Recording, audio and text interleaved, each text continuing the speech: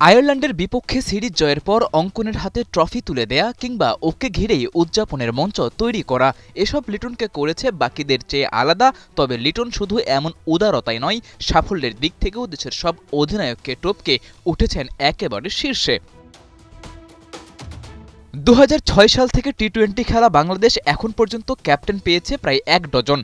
তালিকার সেই ১২ নম্বর নামটা লিটন দাস। আগের ১১ ক্যাপ্টেন প্রায় ২ দশকেও যে রেকর্ড গড়তে পারেননি, সেটি মাত্র ১ বছরেই করেছেন লিটন দাস। দেশের একমাত্র অধিনায়ক হিসেবে ৫ টি-20 সিরিজ জয়ের কীর্তি গড়েছেন এলকেডি।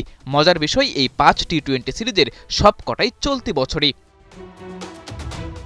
এমন দুর্দান্ত রেকর্ড গড়তে লিটন খুব বেশি ম্যাচ যে খেলেছেন ব্যাপারটা এমনও নয়। পরিসংখ্যান বলছে টি-20তে বাংলাদেশকে সবচেয়ে বেশি ম্যাচ নেতৃত্ব দিয়েছেন মাহমুদুল্লাহ রিয়াদ। ৪৩ ম্যাচে রিয়াদের জয়, ১৬ ম্যাচে ৪ ম্যাচ কম দায়িত্ব পালন করলেও সাকিব আল হাসানও দলকে উপহার দিয়েছেন ১৬ জয়। তবে মাত্র ২৯ ম্যাচেই ১৫ জয় পাওয়া লিটনের সামনে সুযোগ আছে সবাইকে ছাড়িয়ে যাবার।